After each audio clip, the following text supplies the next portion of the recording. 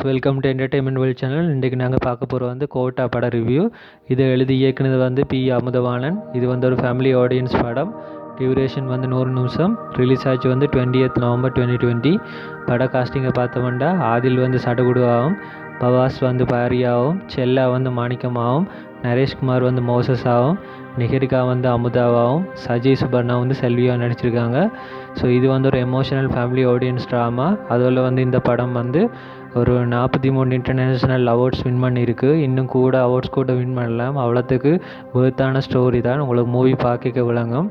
So படக்கதையை பார்த்தோம்னா மாணிக்கம் தன் ஃபேமிலியோட அவர் டூரில் வாழ்கிறாரு. அந்த ஊர் வெளியாக்களுக்கு பெருசாக தெரிஞ்சிருக்காது. அவ்வளோத்துக்கு கஷ்டத்துக்கு மத்தியில் ஒரு ஊர் ஒதுக்கத்தில் இருக்க இடம் தான்.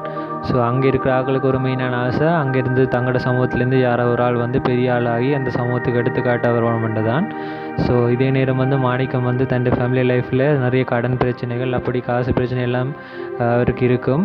ஸோ அதே நேரம் அவர்கிட்ட மாழ்ந்த அமுதான ஷூ பிஞ்சிருக்கும். அதுக்கு ஒரு புதுசாக வாங்குறது கூட அவர்கிட்ட காசு இருக்காது. ஸோ அவர் ரொம்ப கவலைப்படுவார். இதே நேரம் வீட்டு ஃபேமிலி பிரச்சனையை சமாளிக்கிற கோரம் வேலைக்கு போகிறதுக்கு செல்வி மாணிக்கத்தில் கேட்பா. ஆனால் அவர் ஒத்துக்கொள்ள மாட்டார். இதே நேரம் அமுதா தன் ஷூ பிஞ்சபடியாக ஸ்லிப்பரோட ஸ்கூலுக்கு போய் டீச்சர்கிட்ட மாட்டிக்கிட்டுருவா. அப்போ அங்கே டீச்சர் அமுதாவை ஓன் பண்ணி இனிமேல் ஷூ இல்லாமல் ஸ்கூலுக்கு வரக்கூடாதுன்னு சொல்லி பேசி அனுப்புகிறாங்க. ஸோ இதனாலே அமுதா ஸ்கூல்லேருந்து வீட்டு வரைக்கும் அழுது கொண்டு வரா. இதை பார்த்த பாரியும் அழுதுடுறாரு. இதுக்கிடையில் மாணிக்கம் இந்த வெஜிடபிள் பிஸ்னஸ் டல்லாக போகிறபடியாக அவரால் 400 அரேஞ்ச் பண்ண முடியாமல் இருக்கும். ஸோ அப்போ தான் அரேஞ்ச் பண்ணால் தான் அவர்கிட்ட மாழ்ந்த ஷூ புதுசாக ஒரு ஷூ வாங்கி கொடுக்கலாம்.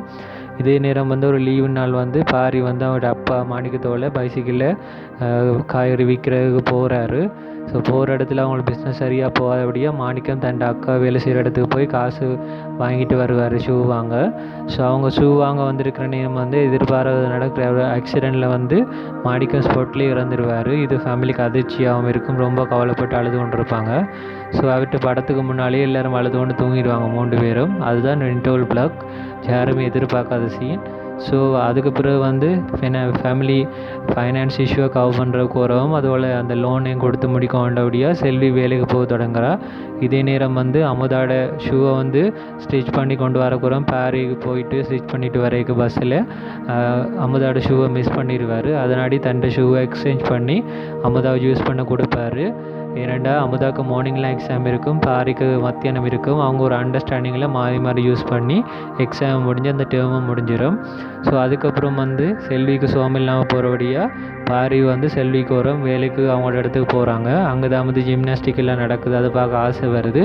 இதுக்கிடையில் அங்கே ஒரு ஜிம்னாஸ்டிக் காம்படிஷன் நடக்குது. அதில் வின் பண்ணால் 1 லட்சம் சொல்கிறாங்க. ஸோ அதில் வின் பண்ணால் தங்களோட கடன்லாம் அடைச்சி பெரிய லெவலுக்கு வரலாமன்ற ஒரு ஆசை வருது. ஸோ படத்தில் மிச்ச கதை பாரிக்கு அந்த ஜிம்னாஸ்டிக் காம்படிஷனில் ஜாயின் பண்ண சான்ஸ் கிடைக்குதா இல்லையா, அவர் சக்ஸஸ் ஆகிறாரா இல்லையா, அதே நேரம் அவர் கரியரில் பெருசாக வரக்கு என்னென்னலாம் கஷ்டப்படுறாருன்ற தான் படத்தில் மிச்ச கதை. ஸோ இது ஓவரால் பார்க்கக்கூடிய ஒரு ஃபேமிலி ஆடியன்ஸ் படம் தான். ஸோ இது கண்டிப்பாக இன்னும் நிறைய அவார்ட்ஸ் வின் பண்ணுறதுக்கு வேர்த். நீங்கள் படத்தை பார்த்தப்பறம் உங்களுக்கு புரியும். ஸோ இந்த ரிவ்யூ பிடிச்சிருந்தால் மறக்காம உங்களோட ஃப்ரெண்ட்ஸுக்கு ஷேர் பண்ணுங்கள். அதே நேரம் டிஸ்கிரிப்ஷனில் இந்த சேனல் மற்ற பட ரிவ்யூஸ் இந்த லிங்க்ஸும் போட்டிருக்கேன். ஃப்ரீ டைம் மறக்காமல் செக் பண்ணி பாருங்கள். அதில் இந்த சேனலை மறக்காமல் சப்ஸ்கிரைப் பண்ணி பெல் பட்டனையும் ப்ரெஸ் பண்ணுங்கள். அப்போ தான் உங்களுக்கு அப்டேட்ஸ் குயிக்காக கிடைக்கும். ஸோ இன்னொரு பட ரிவ்யூவில் சந்திப்போம் ஃப்ரெண்ட்ஸ். பாய்.